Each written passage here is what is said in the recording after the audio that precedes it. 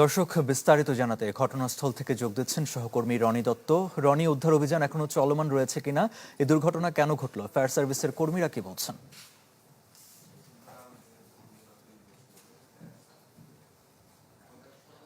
আরিফিন, এই দুর্ঘটনাটি ঘটেছে আসলে সকাল ৮টার দিকে। আর যেই কারণে আসলে ঘটেছে, এখানে যেটি স্থানীয়রা যেটা বলেছেন, এখনো পর্যন্ত আমরা কর্তৃপক্ষের কাউকে পাইনি। তবে স্থানীয়রা যারা বলছেন তাদের এখানে এখানে একটি জাহাজ রয়েছে। জাহাজটি যদি আমি একটু দেখানোর চেষ্টা করি, এখানে যে জাহাজটি এখানে অপেক্ষমান রয়েছে সেটি শিপইয়ার্ডের জাহাজটি অর্ধেক কাটা হয়েছে, বাকি অর্ধেক সেখানে এটি কাটার যে প্রক্রিয়া সেটি আসলে চলছিল। অর্থাৎ এই জাহাজটি যখন তাদের যে কাজগুলো করছিল, জাহাজ কাটার কাজটি হচ্ছিল, তখনই এখানে গ্যাসের যে বিষক্রিয়া, সেই বিষক্রিয়াটি আসলে কারণে এখানে কয়েকজন শ্রমিক অজ্ঞান হয়ে পড়েন বা অচেতন হয়ে পড়েন। এরপরই আসলে আরও কয়েকজন তাদেরকে উদ্ধার করতে গেলে তারাও অচেতন হয়ে পড়েন। তো এই ঘটনাটি যখন জানাজানি হয়েছে, তখনই কিন্তু এখানকার স্থানীয়রা তারা তারা তারা এখানে এসে উদ্ধার করার জন্য চেষ্টা করেছিলেন, কিন্তু এখানে কর্তৃপক্ষ গেট বন্ধ রাখার কারণে তারা ঢুকতে পারেননি। পরবর্তীতে এখানে যখন তারা ফায়ার সার্ভিস অথবা অন্যান্য কর্তৃপক্ষকে যারা কাজ করেছেন তাদেরকে ফোন করেছেন, তখন তারা এসে তখনও তারা যেহেতু পৌঁছাতে পারেনি, তখন স্থানীয়রা দরজা এখানকার গেট ভেঙে তারা এখানে চলে এসে তাদেরকে উদ্ধার করে এখানকে যারা আছেন তাদেরকে উদ্ধার করে নিয়ে গেছেন। আমি একটু ফায়ার সার্ভিস কর্মকর্তার সাথে আজকে কথা বলবো। এখানে আছেন তৌফিকুল ইসলাম ভূঁইয়া, তিনি উপপরিচালক চট্টগ্রাম বিভাগের। আমি একটু আপনার কাছে জানতে চাইবো, এই ঘটনাটি আসলে কেন ঘটেছে বলে আপনার কাছে মনে হয়েছে? আপনি কিছুক্ষণ আগে পরিদর্শন করে এসেছেন। আমরা সম্পূর্ণটা পরিদর্শন করলাম। এটা হলো, আপনারা জানেন যে এলএনজি একটা শিপ, পুরাতন শিপ। আমরা জানি যে দীর্ঘদিন যদি এটা ব্যবহৃত না হয়, সাধারণত 20 থেকে 25 বছরের পুরাতন শিপ আপনার স্ক্র্যাপ হিসেবে বিক্রি করে দেওয়া হয়। এটা কাটিংয়ের সময় আপনার এলএনজি হিসাবে যে এটার যে উপজাত থাকে, এটা কাটিংয়ের আগে এটা পরিষ্কার করতে হয়। এটা বৈজ্ঞানিক পদ্ধতি আছে বা এটা পরিষ্কার করতে হয়। আমাদের দেশের বিভিন্ন জায়গাতে শিপ বিকিংয়ে সাধারণত মালিকরা এই জিনিসটা করে না। তো এখানকার যে জিনিসটা আমরা দেখে আসলাম, সেটা পাইপগুলো যখন কাটিংয়ের সময় গেছে, দীর্ঘদিন যেহেতু এটা অবহিত বসে পড়ে আছে, এখানে যে আপনার কার্বন মনোঅক্সাইড গ্যাস বা এর থেকে কার্বন থেকে যে উপজাত যে গ্যাসটা আছে, যেটা অত্যন্ত ক্ষতিকারক এবং মানব দেহের জন্য খুব রিস্ক, সেই গ্যাসটা এখানে জমে আছে। ওরা যখন কাটিং করতে গেছে, প্রত্যেকেই এখানে আক্রান্ত হয়ে গেছে। যারা সামনে থেকে কাজ করছে ওরা সাধারণত মারা গেছে, যারা দূরবর্তী গেছিল বা এরা কাজ করতেছিল ওরা সাধারণত আহত অবস্থায় আছে। এইটাই হলো মূল কারণ। এখানে এখন পর্যন্ত তারা অনেকেই, আমরা স্থানীয় সাথে কথা বলেছি, তারা বলছেন এখানে 35 জন গেছেন বা তারা এরকম কিছু প্রমাণ পেয়েছেন বা এন্ট্রি পেয়েছেন। আপনারা উদ্ধার কাজ কি এখন চলমান আছে কিনা? আপনারা এখন পর্যন্ত, আমরা দেখেছি এখান থেকে 7 জন নিহত হয়েছে বা 2 জন আহত হয়েছে। এখন কি আপনাদের উদ্ধার কাজ? আমি আমাকে প্রকৃতি চিত্রটা বলি। এখানে আমরা সাধারণত আমরা একজাক্ট খবর পেয়েছি 10টা 50-এ, কিন্তু আমরা এসে শুনতে পারছি, বিশেষ করে আমি এসে জিজ্ঞেস করলাম, দুর্ঘটনা ঘটছে এখান থেকে আরো 2-2.5 ঘন্টা আগে।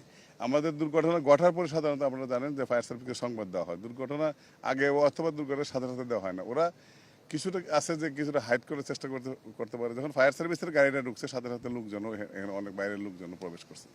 আমরা এসে যে জিনিসটা দেখছি, এখানে 3টা ডেড বডি আমরা উদ্ধার করছি এবং 2 জন প্রথমে উদ্ধার করে এখানে বিএসবি যে একটা হসপিটাল আছে, সেই হসপিটালে প্রেরণ করছি। সর্বশেষ আমরা এই শিপের যিনি দায়িত্বে ছিল, তাকে ওরা বলে ফোরম্যান, সে সেখানে ছিল, সে খুবই মুমূর্ষু অবস্থা ছিল, তাকে আমাদের অ্যাম্বুলেন্স দিয়ে হসপিটালে প্রেরণ করছে। এই হলো 3জন হলো জীবিত উদ্ধার, আর 3জন হলো আপনার 3টা ডেড বডি। আর আমরা এখানে পৌঁছার পূর্বে কি ঘটনা ঘটছে সেটা আমরা বলতে পারবো না। যেটা আপনি যেটা শুনতে পারছেন, আপনাদের সাংবাদিকতার দৃষ্টিতে অনেক কিছু জানতে পারেন। আমরা যেদিকে জিজ্ঞেস করছি, তারা বলছে যে আরো লোকজন এখানে আহত ছিল, আমরা নিয়েছি, কিন্তু একজ্যাক্ট ফিগারটা আমাদের কাছে বললে, কাজে যেটা আমরা উদ্ধার করি নাই সেই ফিগারটা আমি বলতে পারবো না। এখানে আপনারা কি উদ্ধার তৎপরতা এখনো চালাবে? এখন আমরা আরো অপেক্ষা করবো। এখন যেহেতু জোয়ার চলতেছে, এখানে যে পাইপগুলো দেখছেন আপনারা, আমরা নিচে দেখে আসছি, পাইপগুলো এখন আর এত রিস্ক নেই, কারণ পাইপগুলো জোয়ারের পানিতে পরিপূর্ণ হয়েছে, গ্যাসটা এখানটা ফ্রি হয়ে গেছে। আমরা এখান থেকে বাঠানা আসা পর্যন্ত আমরা অপেক্ষা করবো। আমাদের যে ইউনিটটা আছে এখানে অ্যাম্বুলেন্স অপেক্ষা করবে। আমাদের এই পরিচালক অপারেশন মেনটেন্স মহোদয়ের নির্দেশে আমাদের এখানে লোকজন, আমাদের ইউনিটের লোকজন অবস্থান করবে। বাঠা আসলে সর্বশেষ সার্চ করে আমরা এখান থেকে স্থান ত্যাগ করবো। ধন্যবাদ আপনাকে।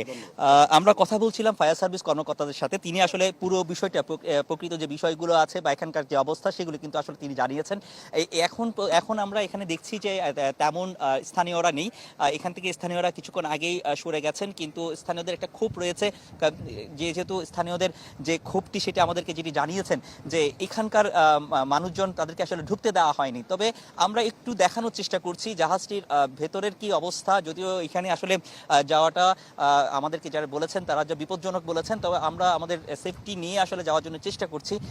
এখানে জাহাজটির ভেতরে এখনো পর্যন্ত যে জোয়ার যেহেতু এসেছে এবং পানি যেহেতু উঠে গেছে, সে কারণে পাইপলাইন যেগুলোতে গ্যাস জমেছিল সেগুলো তো এখন বের হয়ে গেছে এবং সেটি এখন নিরাপদ আছে বলে আমাদের জানিয়েছেন। তবে এখানে যে বিষয়টি এখন গুরুত্বপূর্ণ সেটি হচ্ছে এখানকার ভেতরে কেউ আটকা পড়ে আছেন কিনা, সে আটকা পড়ে থাকলে তাদের আসলে কিভাবে উদ্ধার করা হবে, কারণ যেহেতু পানি ঢুকেছে বা পরবর্তীতে পানির সাথে তারা হয়তো জোয়ারের সাথে কোনো ভেসে গেছেন কিনা সেটাও একটা গুরুত্বপূর্ণ বিষয়। তবে আমরা এই যে তাদের যে কার্যক্রম তাদেরকে আসলে বলার চেষ্টা করছি। এখানে যে পোশাকটি আমি যদি দেখাই, যে এখানে কিছু শ্রমিকের পোশাক রয়েছে, কিছু শ্রমিকের পোশাক এখানে দেখছেন, এই পোশাক পরেই তারা কি পরিহিত অবস্থায় তারা কিন্তু ভেতরে কাজ করছিলেন।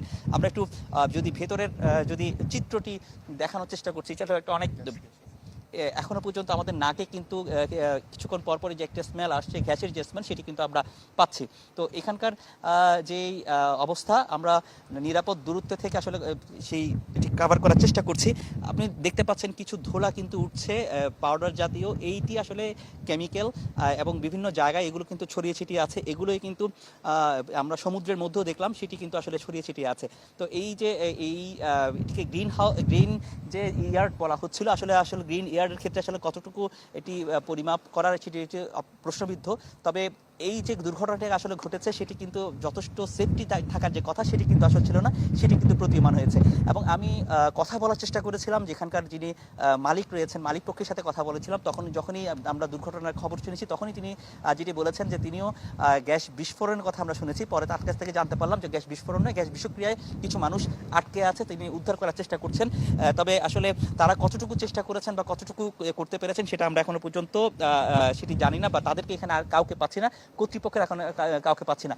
সর্বশেষ এখানে যিনি ছিলেন একজন সুপারভাইজার এখানে আসলে ছিলেন এই শিপটির, যিনি আসলে এইটার কাজটি তদারকি করছেন, তাকেই সর্বশেষ এখান থেকে বের করা হয়েছে। তিনি অসুস্থ অবস্থায় তিনি এখানে ছিলেন, তাকে উদ্ধার করে নিয়ে যাওয়া হয়েছে। তো সার্বিকভাবে যদি একটু বলি যে এখানকার এখনো পর্যন্ত যেহেতু উদ্ধারকারী যে ফায়ার সার্ভিসরা আছে তারা থাকবেন, তারা কিছুক্ষণ থাকবেন, অপেক্ষা করবেন জোয়ার কমা পর্যন্ত।